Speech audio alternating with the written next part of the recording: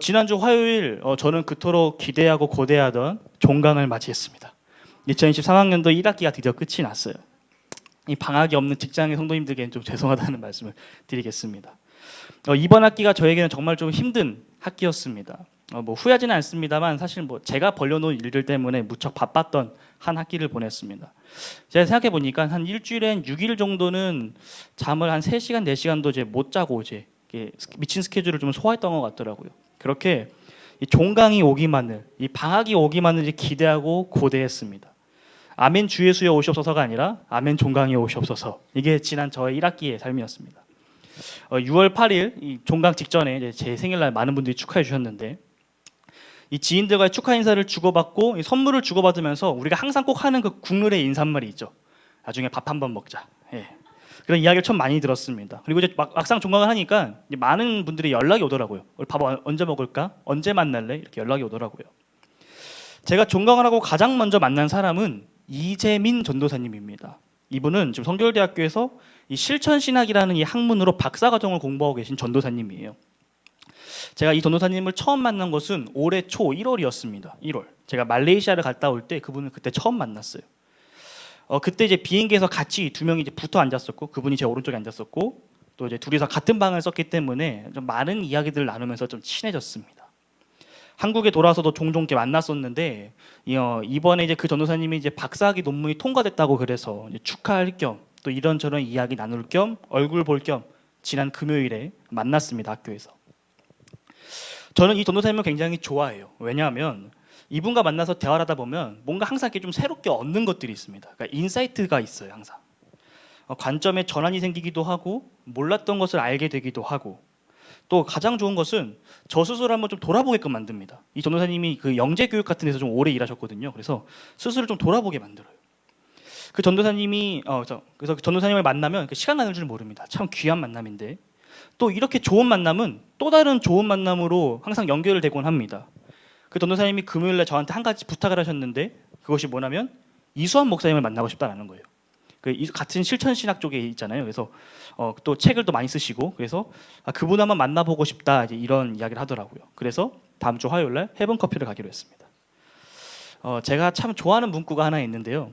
정확한 이제 워딩이 기억이 안 나서 설교를 준비하면서 좀 서칭을 해봤어요. 그런데 결국 못 찾았습니다. 대략 이런 내용인데 필요 없는 만남은 없다라는 어떤 그런 뉘앙스의 글입니다. 우리가 누구를 만나든 그 사람에게서 우리는 배울 점이 있어요. 그 만남 속에서 인사이트를 얻게 됩니다. 좋은 사람을 만나게 되면 그 사람의 좋은 점을 우리가 배우게 되죠. 또 반대로 우리가 그렇지 않은 사람을 만난다면 그 사람을 보면서 민수처럼은 살면 안 되겠다. 이제 이런 결단을 하게 되는 것입니다. 예, 죄송합니다. 우리의 만남에는 결코 우연이 없는 것 같아요. 우연이 없습니다. 하나님의 이 기가 막힌 이 섭리가 그 안에 녹여져 있는 거예요.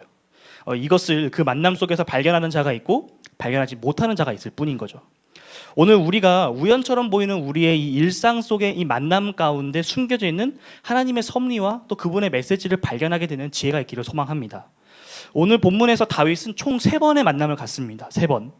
각각의 만남은 다윗에게 큰 울림을 줘요. 인사이트를 줍니다. 그 각각의 3번의 만남이 다윗에게 득이 되는지 실이 되는지 차근차근 살펴보기 원합니다. 그리고 그 만남을 통해 다윗이 어떻게 반응하고 변하는지도 우리 함께 살펴보기 원합니다. 우리 1절에서 4절 말씀을 다시 한번 읽도록 하겠습니다. 1절에서 4절입니다.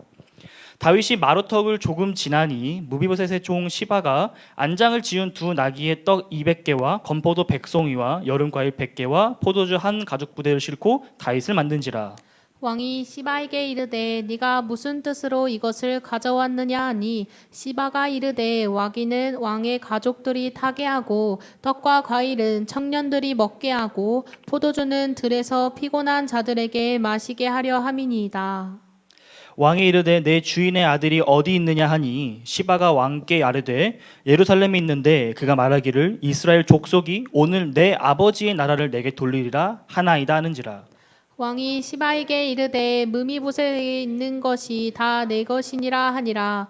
시바가 이르되 내가 절하나이다. 내 주 왕이여 내가 왕 앞에서 은혜를 입게 하옵소서 하니라. 아멘. 우리는 다윗이 자신의 욕심과 욕망을 다스리지 못하고 죄를 범한 밧세바 강강 사건 이후 찬란하고 굳건해 보이던 그 다윗과 그의 왕국의 분열 그리고 몰락을 지금 살펴보고 있습니다. 강성하던 그 나라가 커 보였던 다윗이 죄로 말미암아서 저 낮은 것으로 곤두박질치고 있는 모습을 우리는 지금 살펴보고 있어요. 밧세바를 간음하고 그 사실을 은폐하기 위해서 우리아를 죽인 이 다윗의 죄는 그의 가정과 나라에 이 피바람을 몰고 왔습니다. 아버지 다윗이 그랬던 것처럼 암논은 그 죄를 그대로 답습해서 복제해서 이복 동생 다말을 강간했고 이 압살롬은 그런 암논을 무자비하게 살해했죠. 그리고 끝내 지난주 압살롬은 이 백성들을 선동해서 자기 아버지 다윗에게 칼을 빼어 겨누게 됩니다. 그렇게 다윗은 다시 광야로 이제 은둔과 도피 생활을 하기 시작하죠. 지난주 말씀으로 조금 돌아가 보면 다윗이 예루살렘을 떠나 도피할 때에 많은 사람들이 다윗을 따라왔던 것을 우리는 지난주 살펴봤었어요. 그 중에는 유능한 장군이었던 가드 사람 이때가 함께 갔었고, 또 하나님의 언약궤를 메고 왔던 제사장 사독과 아비아달 그리고 레위인들도 있었습니다. 그러나 이제 이들은 다윗이 권유해서 다시 돌려보냈죠, 예루살렘으로. 그리고 이제 우리가 보진 않았지만 15장 그 뒷부분을 보게 되면 이 다윗의 친구이자 이 모사, 이 책략가인 후세도 다윗을 찾아오는데 다시 돌려보냅니다. 그렇게 다윗은 이 최소한의 인원만을 추려서 예루살렘이 보이는 그 마지막 지점, 오늘 성경 1절에 마루턱이라고 나와 있는 그 산 꼭대기에서 이제 다시금 압살롬을 피해 이제 도망을 가게 됩니다. 발걸음을 옮겨요. 예루살렘이 해발 한 800m 정도에 있는 매우 높은 지대에 있거든요. 근데 다윗이 이제 앞으로 가야 될 길은 끝없는 내리막길. 대략 한 해발 마이너스 200m 정도, 그러니까 대략 이 높이 차이가 1000m 정도 나는 거죠. 1km 정도. 이 하염없이 내려가야 되는 이 내리막길의 길을 걷게 됩니다. 마치 지금의 다윗의 상황, 이 끝없이 내려가는 인생 그래프와 같은 그 길을 다윗이 이제 걷기 시작합니다. 바로 그때 이 마루턱, 이 산 정상에서 출발하여 이 내리막길을 걷기 시작한 지 얼마 안 됐을 그때에 뜻밖의 인물이 찾아옵니다. 누구죠? 네, 시바죠. 시바가 찾아옵니다. 시바가 누구죠? 여러분, 시바가 좀 오랜만에 등장했는데 혹시 시바가 어떤 사람인지 기억나시나요? 그렇죠, 무비보셋의 종이죠. 사무엘하 9장에서 다윗이 그의 베프 요나단과의 약속을 지키기 위해서 뒤늦게나마 요나단의 그 가족 가운데서 살아있는 자들을 찾습니다. 그때 요나단의 아들 무비보셋의 존재를 다윗에게 보고한 사람이 바로 이 시바인 거죠. 그 공로로 다윗은 시바를 무비보셋의 종으로 임명하고 무비보셋을 섬기게 했습니다. 그 무비보셋의 종이 지금 다윗을 찾아온 거예요. 정말 예상치 못한 인물의 등장인 거죠. 상상할 수 없었던 만남이었던 것입니다. 이 갑작스러운 이 시바의 등장도 놀라운데 더 놀라운 것은 그가 빈손으로 온 것이 아니라는 거예요. 시바는 나귀 2마리에 떡, 그러니까 빵이죠. 빵 200개와 건포도 100송이, 과일 100개, 포도주 한 가죽 부대를 싣고 다윗을 만나러 왔습니다. 자, 이 시바를 만난 다윗의 마음이 어땠을까요? 우리는 전혀 예상치 못한 상황을 만나게 되면 생각을 합니다. 합리적인 추론을 해요. 이게 뭐지? 왜 지금 이런 상황이 일어났을까? 이런 생각을 하게 됩니다. 지난주 목요일 목사님께서 성결대학교에서 말씀을 전하시던 날 예배를 드리러 가기 전에 저만의 하나의 그 플랜이 있었습니다. 플랜. 학교 행사 때 받았던 맘스터치 5,000원짜리 쿠폰을 가지고 혼자 맛있게 사이버거를 먹고 예배를 드리러 가야 되겠다라는 하나의 플랜이 있었어요. 그래서 이제 맘스터치를 향해 가면서 이제 주차할 자리를 찾고 있었죠. 근데 예상치 못한 전화가 왔습니다. 뚜루루루. 목사님이었어요. 목사님. 제가 목사님 연락을 딱 보고 나서 바로 받았거든요. 근데 그 잠깐 그 찰나의 순간에 머릿속에 왜 전화하셨지? 무슨 말씀하실까라는 생각이 들더라고요. 그래서 딱 전화를 받았습니다. 예, 목사님. 목사님께서 어디 가냐? 카페 가냐? 하시더라고요. 그래서 아니요, 저 맘스터치 가서 밥 먹으려고 합니다. 했더니 목사님이 그래? 얼른 와, 나 거기 있어 라고 하시는 거예요. 그래서 그렇게 저는 이미 모든 식사를 끝내신 목사님 맞은편에 앉아서 급하게 이제 맘스터치를 먹기 시작했습니다. 사이버거를. 그리고 이제 같이 예배를 드리러 갔죠. 제가 하고 싶은 이야기는 뭐냐면 그 예상치 못했던 그 전화, 그 찰나의 순간에 제가 고민을 했다라는 거예요. 생각을. 그러니까 전화를 안 받겠다는 게 아니라 왜 연락을 하셨을까라는 고민을 했다라는 거죠. 예상치 못한 손님을 맞이한 다윗, 그는 분명 생각했을 거예요. 합리적인 추론을 했을 것입니다. 얘가 지금 왜 왔지? 얘가 어떤 의도를 가지고 왔을까라는 생각을 했을 거라는 거죠. 다윗은 고민 끝에 질문을 던집니다. 2절 말씀이죠. 무슨 뜻이냐? 왜 가지고 왔냐? 너의 의도가 뭐냐? 라고 질문을 합니다. 자, 이에 시바가 뭐라고 대답을 합니까?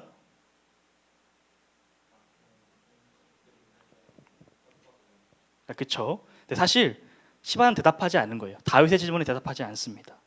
다윗의 질문은 너의 의도가 뭐냐라는 거였잖아요. 근데 시바는 그 질문에 대한 답을 하지 않아요. 그냥 자기가 가져온 물건에 대한 사용처, 어떻게 사용해라라는 이야기만 할 뿐이죠. 나귀는 당신의 가족을 태운 데 사용하고 음식과 포도주는 드시고 마셔라라는 것입니다. 완전 다른 이야기, 동문서답을 하고 있는 것입니다.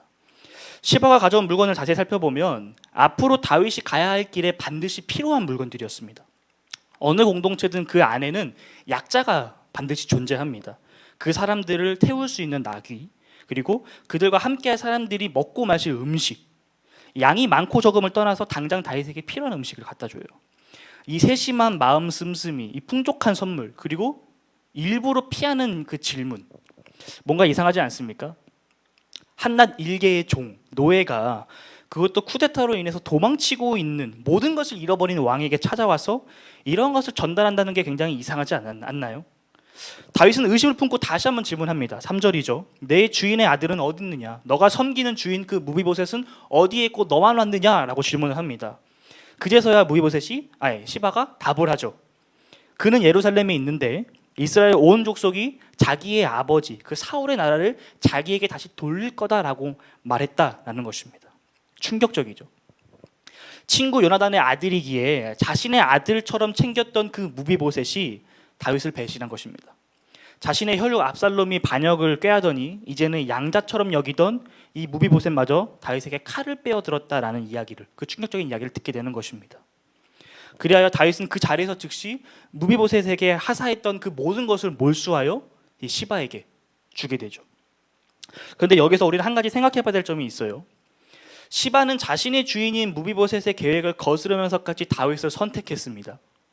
시바는 주인의 나귀와 음식물을 아무런 말도 하지 않고 다윗에게로 가져왔을 거예요. 왜냐하면 시바의 말만 따라보면 무비보셋은 다윗의 반대편에 있으니까 다윗을 돕는 일을 하면 안 됐겠죠. 몰래 했었겠죠. 지금까지 자신이 누리고 있었던 모든 것을 포기하고 시바는 다윗을 선택했다라는 것이 그의 논리입니다. 쿠데타 상황에서 어느 편에 설 것인가, 이 목숨을 건 선택이죠. 그런데 왜 시바는 다윗을 따라가려고 하지 않았을까요? 오늘 본문에서 15장에 있었던 많은 사람들은 다윗을 따라가려고 했었는데 왜 시바는 다윗을 따라가려고 하지 않았을까요? 뭔가 이상하지 않습니까? 오늘 본문 말씀을 보게 되면 시바는 다윗에게 필요한 것을 주고 그는 다윗으로부터 무비보셋의 것을 받고 이야기가 끝이 나버리게 됩니다. 다시금 예루살렘으로 돌아가요.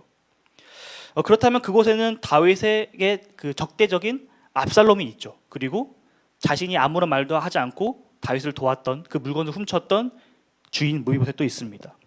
정말 굉장히 찜찜하죠. 어떤 꿍꿍이가 있었기 때문에 이러한 행동을 했다라고 우리는 생각해 볼 수 있습니다.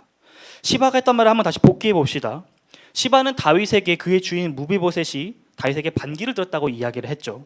이스라엘이라는 나라가 본래 그랬던 것처럼 다시금 그 사울의 집안으로, 사울의 가문으로 돌아가게 될 것이다 라고 말했다고 합니다. 그런데 과연 이게 가능한 이야기일까요? 다시금 이스라엘이라는 이 나라가 사울의 나라로, 사울의 가문으로 돌아갈 수 있을까요? 단언컨대 불가능한 이야기입니다. 상식적으로 말이 되지 않는 이야기예요. 크게 세 가지의 이유가 있는데, 첫째는 이미 사울의 가문이 완전히 몰락했다는 겁니다. 그의 가문에서 살아남은 사람이라고는 무비보셋밖에 없어요. 다윗이 왕이 있었던 그동안 이 무비보셋을 지지할 정치적 세력을 규합하는 것은 매우 어려운 일이었을 것입니다. 그러한 행위 자체가, 그러한 논의 자체가 아마 반역으로 여겨졌을 거예요. 두 번째로, 지금 쿠데타를 일으킨 주체는 무비보셋이 아니라 압살롬입니다. 압살롬은 이스라엘을 다시금 사울의 나라로 돌리기 위해서 쿠데타를 일으킨 게 아니라 자기의 아버지를 끌어내리고 자기가 왕이 되기 위해서 쿠데타를 일으킨 거예요. 압살롬이 쿠데타를 일으킨 동기 중에 사울을 위한, 무비보셋을 위한 것은 하나도 없습니다.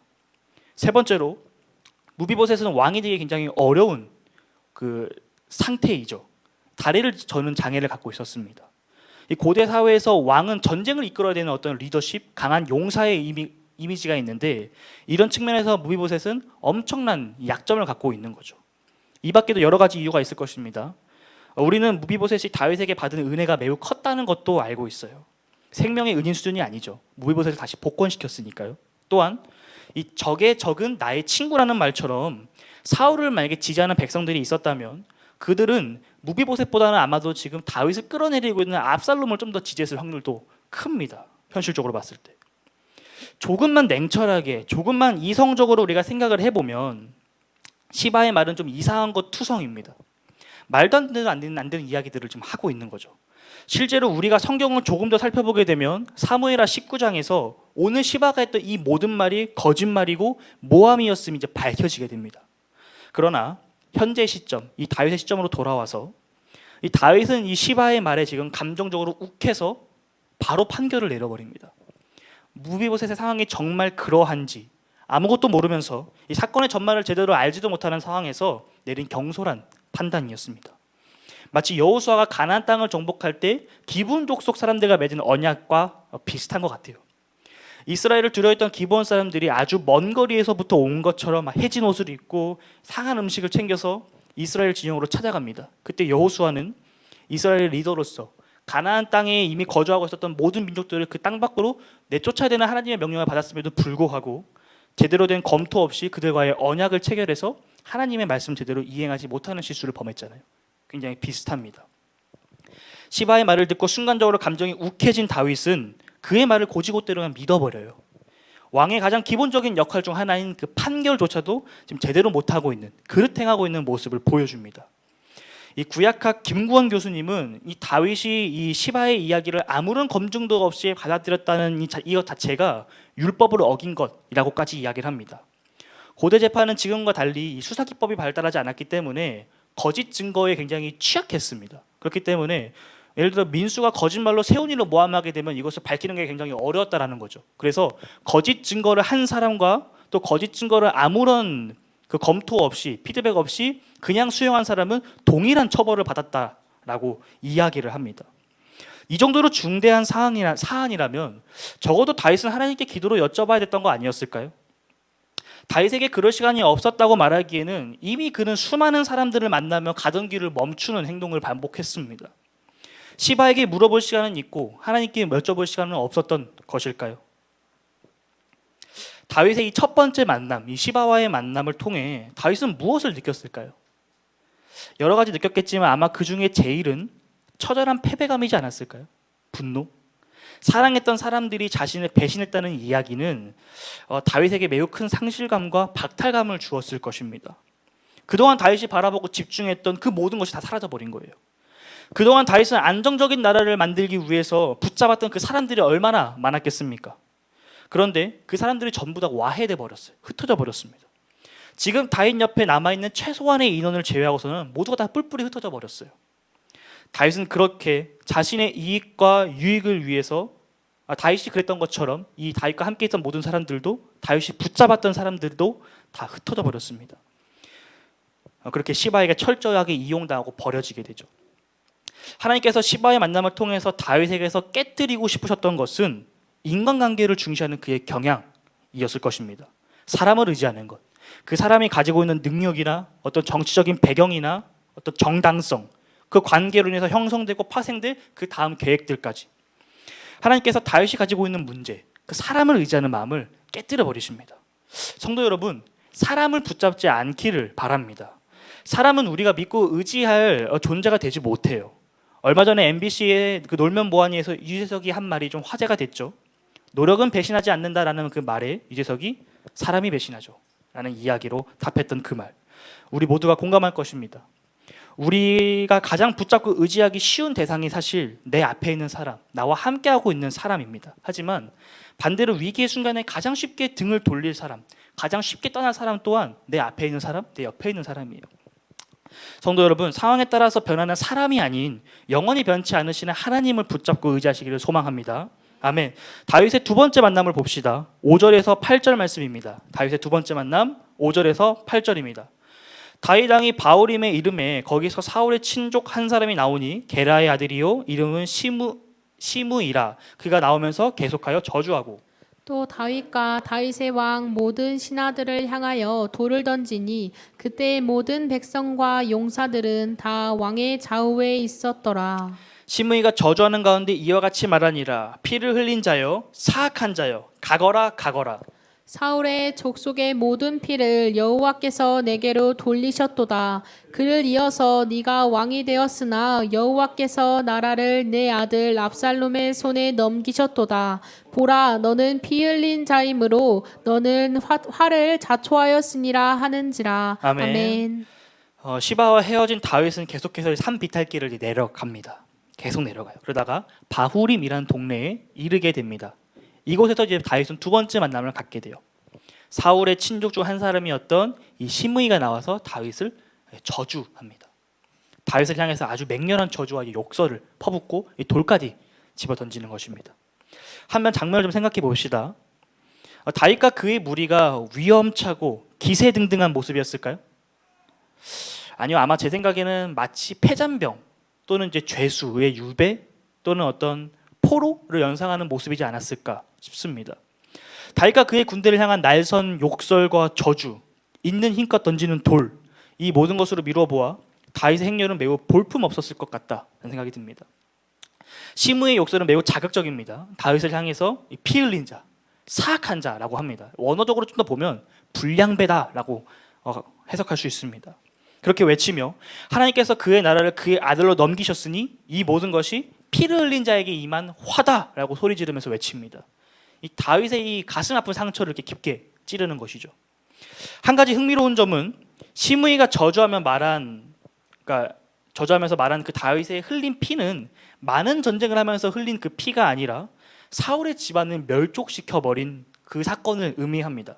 그러나 우리는 알고 있죠. 다윗은 사울을 죽이지 않았습니다.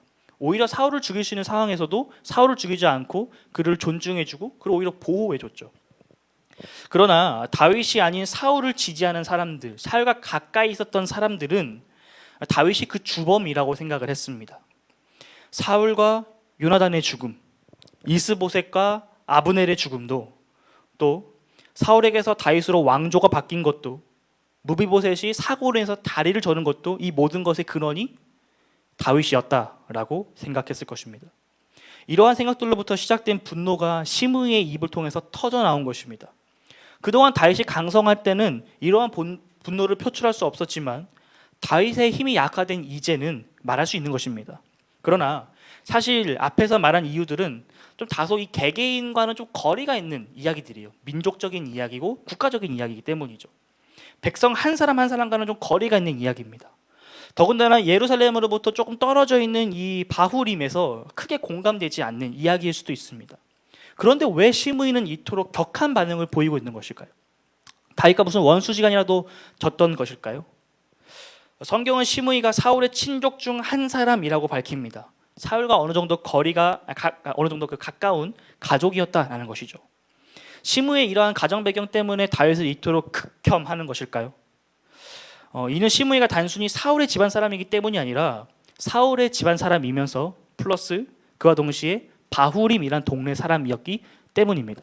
자, 그렇다면 바후림이 어떤 동네냐? 바후림은 성경에 몇 번 등장하지 않습니다. 오늘 본문이 성경에서 두 번째 등장하는데 첫 번째, 가장 먼저 기록됐던 곳은 사무엘하 3장입니다. 3장의 사건 때문에 오늘 26장에서 시므이가 다윗을 저주하게 된 거예요. 사무엘하 3장은 사울이 블레셋과의 전쟁에서 전사하고 이스라엘이 이 남쪽의 다윗 왕국과 북쪽의 이스보셋의 남국으로 분열됐을 때를 배경으로 하고 있습니다. 바후림은 이 북쪽 나라에 속한 동네였어요. 이때 어떤 일이 있었냐면 이스보셋의 참모이자 실질적인 권력자였던 아브넬이 다윗에게 망명을 시도합니다. 모든 지파들 다 끌고 와서 망명을 시도하죠. 이때 다윗이 아브넬의 망명을 받아들이는 조건으로 제시했던 게 사울의 딸 미갈을 데리고 와라 라는 것이었습니다. 기억나시죠? 다윗이 사울을 피해 광야로 도망갔을 때 이 사울이 자신의 딸 이 미갈을 라이스란 동네에 살고 있었던 발디엘에게 아내로 주었는데 이 다윗이 왕권의 정통성을 유지하기 위해서 그 사울의 딸 미갈을 다시 되찾으려고 아브넬에게 요구한 것입니다. 아브넬은 다윗의 조건에 승낙하여 이 발디엘에게서 미갈을 빼앗아 오는데 이때 이 발디엘이 자기네 집 이 갈림이란 곳에서부터 바후림까지 약 10km를 울면서 쫓아옵니다. 그리고 더 이상 이제 그 요압의 제지로 인해서 아브넬의 제지로 인해서 더 이상 가지 못하고 바후림에서 울면서 미갈을 떠나보내게 되죠. 바울임 사람들은 이 잔인한 장면을 목격했습니다. 직접 봤어요. 사랑하지도 않으면서 그저 정통성을 유지하기 위해 다른 가정을 파탄내는 다윗의 잔혹함을 봤습니다. 아니야 다를까 그 다윗은 얼마 지나지 않아서 또 다른 가정을 파탄내죠. 우리아에게서 밧세바를 빼앗습니다.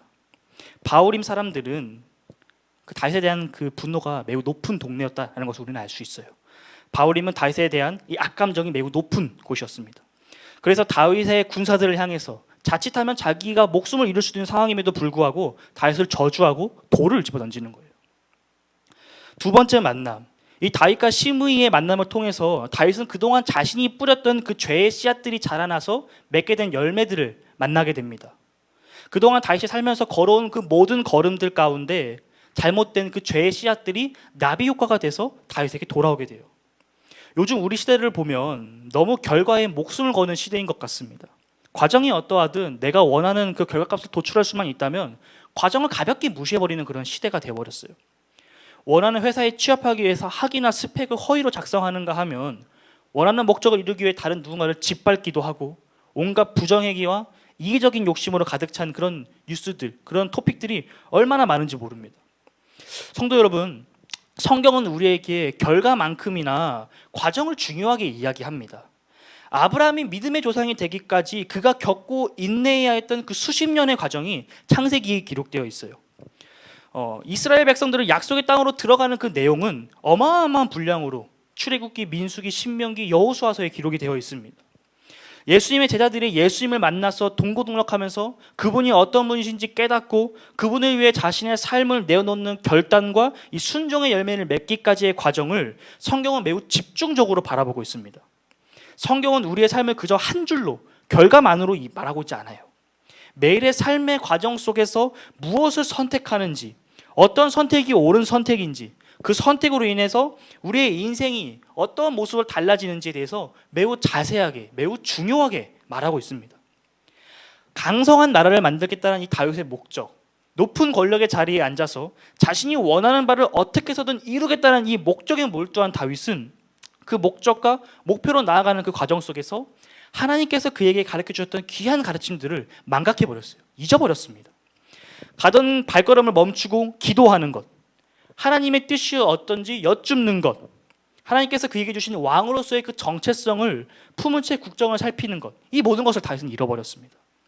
그렇게 하나님 없이 하나님을 망각한 채 목적만을 위해 달려온 그 다윗 옆에는 하나님께서 보시기에 좋은 아름다운 열매가 아닌 죄의 열매, 죄로 인한 아픔, 고통, 상처의 열매들이 맺히기 시작한 것입니다. 성도 여러분, 목적만을 위해 달려가는 기계 같은 삶이 아니라 매일의 삶 속에서 하나님과 함께 동행하는, 하나님께서 가르쳐 주신 그 방법과 가르침을 따라 의의 길을 걸어가시기를 소망합니다. 우리 마지막 세 번째 만남을 보겠습니다. 세 번째 만남 9절에서 14절입니다. 수르야의 아들 아비새가 왕께 여짜오되 이 죽은 개가 어찌 내 주 왕을 저주하리이까? 청하건대 내가 건너가서 그의 머리를 베게 하소서 하니, 왕이 이르되 수르야 아들들아 내가 너희와 무슨 상관이 있느냐 그가 저주하는 것은 여호와께서 그에게 다윗을 저주하라 하심이니 네가 어찌 그리하였느냐 할 자가 누구겠느냐 하고, 또 다윗이 아비새와 모든 신하에게 이르되 내 몸에서 난 아들도 내 생명을 해하려 하거든 하물며 이 베냐민 사람이랴. 여호와께서 그에게 명령하신 것이니 그가 저주하게 버려두라. 혹시 여호와께서 나의 원통함을 감찰하시리니 오늘 그 저주 때문에 여호와께서 선으로 내게 갚아 주시리라 하고, 다윗과 그의 추종자들이 길을 갈 때에 시므이는 산 비탈로 따라가면서 저주하고 그를 향하여 돌을 던지며 먼지를 날리더라. 왕과 그와 함께 있는 백성들이 다 피곤하여 한 곳에 이르러 거기서 쉬니라. 아멘. 다윗을 향한 이 시므이의 강도 높은 저주와 욕설에 이 요압의 동생이었던 아비새는 다윗에게 내가 가서 시므이의 목을 베어오겠습니다. 나를 보내주소서라고 요청을 합니다. 무비보셋이 반역을 깨겠다는 이 시바의 말에 감동적으로 욱해서 반응했던 다윗의 모습을 우리가 생각해 본다면, 기억해 본다면 다윗은 아비새에게 가서 시므이를 죽여라 또는 산채로 잡아와라, 아마 이런 명령을 내렸을 것 같아요. 그런데 다윗이 바뀌었어요. 다윗이 바뀌었습니다. 그동안 자기 감정대로 행하던 다윗이 갑자기 하나님을 찾습니다. 하나님 이야기를 해요. 그러면서 아비새를 진정시킵니다. 저 저주는 나를 향한 거지 시므이 너를 향한 게 아니다. 너와 나는 좀 구별해서 봐야 된다 하면서, 만약 시므이 너가 저 저주를 막았는데 저 저주가 하나님으로부터 비롯된 거라면 너 지금 하나님의 일을 방해하는 거야. 그러니까 너 빠져 라고 이제 말하는 거죠. 다윗이 변했습니다. 시바를 만났을 때와는 좀 다른 사람이 되었어요. 자신의 시선에서 상황을 해석하고 판단하던 이 다윗의 모습을 온데간데 없고 하나님의 시선에서 자신의 상황을 해석하고 바라보기 시작합니다. 원래 우리가 알고 있던 다윗의 모습이 다시금 보이기 시작해요. 사울을 피해 광야를 떠돌던 다윗이 보였던 그 믿음이 다시 보이기 시작합니다. 이 다윗의 마음이 곤두박질 친 그 최저점에서 비로소 다윗은 하나님을 찾아요. 자신의 상황, 수많은 선지자들, 그리고 그가 경험했던 어떤 신앙적인 것들, 신학적인 것, 그의 아들들의 모습, 백성들, 그 무엇 하나 통해서도 하나님을 바라보지 못했던 다윗은 지금 시므이의 입을 통해서 나온 저주로 말미암아 하나님의 음성을 듣습니다. 하나님의 뜻을 알게 돼요. 하나님은 오늘 이 큰 그림을 그리셨습니다. 오늘 이 큰 그림을. 하나님은 인간 다윗을 무너뜨리시기로 결정하셨어요. 다윗의 손에 꼭 쥐고 있었던 것, 사람을 의지하는 것, 또 자신의 이익을 위해서 수단과 방법을 가리지 않는 그런 야생마 같은 기질을 깨뜨려 버리시기로 결정하셨습니다. 그래서 하나님께서는 마치 죽음 직전의 사람이 이 주마등처럼 자신의 삶을 돌아보는 것처럼 예루살렘에서 이 14절에 기록되어 있는 이 목적지까지 도망치는 이 다윗을 가파른 산 비탈길로 이끌어 끝없이 내려가게 하시고, 다윗 자신이 뿌린 그 죄와 이 어둠의 씨앗들을 하나하나 경험하게 하십니다. 그리고 그것들이 그 무엇 하나도 쓸모없는 것이었다는 것을, 위기에 처한 다윗에게 아무런 도움도 되지 않는 허망한 것이었다는 것을 보여주십니다. 하나님께서 다윗에게 허락하셨던 첫 번째 만남과 두 번째 만남, 그동안 다윗이 가지고 있었던 이 잘못된 것들을 철저하게 깨뜨리셨고, 그 깨어진 자리에서 다윗은 비로소 다시금 하나님을 바라봅니다. 이것이 바로 다윗의 세 번째 만남이에요. 아들에게 배신당하고 은혜를 베풀었던 무비보셋에게 배신당했으며, 아직 알지는 못하지만 한낱 종에게 속아 이용당하기도 하고, 시므이로부터 엄청난 저주와 욕을 듣고 이 자신의 삶 속에서 이 죄인지 알고서 또는 모르고서 뿌렸던 그 모든 것들의 후폭풍을 경험하고 인생의 가장 낮은 곳으로 추락한 바로 그 자리에서 다윗은 하나님을 만났습니다. 자신이 신뢰했던 그 모든 것들이 깨진 그 자리에서 하나님께서는 다윗을 다시 만나 주셨어요. 다시금 다윗이 하나님을 바라볼 수 있도록 이끄셨습니다. 오늘 말씀에 좀 결론을 맺겠습니다. 성도 여러분, 다윗에게 광야는 어떤 곳이었습니까? 과거 하나님은 이 다윗을 광야로 몰고 가셔서 이 10년이 넘는 시간 동안 그곳에서 사람이 아닌, 이 세상이 아닌 하나님을 바라보는 훈련을 시키셨습니다. 그리고 나서 이스라엘을 이끄는 왕, 리더로 세우셨어요. 다윗에게 광야는 하나님을 바라보는 곳, 이 틀어진 시선을 다시금 재조정하는 곳, 하나님의 합당한 사람으로 성장하고 성숙해지는 훈련소 같은 곳이었습니다. 그런데 다윗이 그때 광야에서 10년 넘게 배웠던 하나님의 귀한 가르침, 하나님의 말씀에 순종하며 그 말씀에 귀 기울이고 시선을 맞추는 그 겸손을 그만 망각해 버렸어요. 그래서 하나님께서는 다시 다윗을 광야로 보내신 것입니다. 다윗은 저 화려한 성 예루살렘에서 쫓겨 내려왔습니다. 저 높은 곳에 있던 예루살렘에서 이름조차 기록되지 않는 이 별 볼 일 없는 작은 동네로 쫓겨 도망쳐 온 거예요. 아들을 잃었고 신뢰하는 자를 잃었으며 자신의 과거 악행으로 인해 욕과 저주와 비방을 들은 다윗의 삶, 어떻게 보이시나요? 다윗의 인생은 실패한 인생일까요? 사람의 눈으로 보면 다윗은 그저 추락하는 삶, 추방당하는 삶, 도망치는 삶, 쫓겨다니는 삶으로 보일지 몰라도 우리가 믿음의 눈을 들어서 본다면, 하나님의 시선으로 다윗의 삶을 본다면 다윗은 지금 회복의 자리로 간 것입니다. 하나님한테 종합검진을 받고 병을 치료하기 위해 병원에 입원한 것과 같은 맥락인 거예요. 하나님께서 그를 회복의 자리로 이끄셨습니다. 다윗을 향한 하나님의 회복 프로젝트가 시작된 거예요. 실패한 인생은 하나님이 없는 인생입니다. 저 높은 산, 저 화려한 왕궁에 거한다 할지라도 그곳에서 삶에 하나님이 없다면 그것은 실패한 인생이에요. 그러나 이 낮은 곳, 이 별 볼 일 없는 동네에 있다 하더라도 늘 먼지구덩이에서 욕을 들으며 산다 하더라도 그 삶에 하나님이 함께 하시는 삶이라면 그 인생은 성공한 인생입니다, 여러분. 여전히 세상은 변하지 않고 끊임없이 다윗을 공격할 것입니다. 압살롬은 예루살렘에서 여전히 건재할 것이고 시므이의 저주는 계속될 거예요. 그러나 하나님을 의지하면, 하나님을 바라보면, 하나님만을 따른다면 하나님께서 반드시 보호하실 줄 믿습니다. 우리 13절에서 14절 말씀을 다시 한번 읽기 원합니다. 13절에서 14절인데 우리 다시 한번 읽어봅시다. 시작. 다윗과 그의 추종자들이 길을 갈 때에 시므이는 산비탈로 따라가면서 저주하고 그를 향하여 돌을 던지며 먼지를 날리더라. 왕과 그의 함께 있는 백성들이 다 피곤하여 한 곳에 이르러 거기서 쉬니라. 아멘. 시므이의 저주와 그가 던지는 돌, 날리는 먼지는 요란합니다. 그러나 그 무엇 하나도 다윗에게 미치는 것은 없어요. 다윗이 돌에 맞았다, 먼지로 인해서 고생했다 라는 성경의 기록은 없습니다, 여러분. 우리가 취해야 할 자세가 바로 이것입니다. 우리의 인생이 제 아무리 내리막길 같다 할지라도, 저주와 욕설이 들리고 돌이 날아온다 할지라도, 피곤하고 힘들다 할지라도 하나님을 붙잡는 자는, 하나님을 바라보는 자는 하나님의 일하심을 바라보게 됩니다.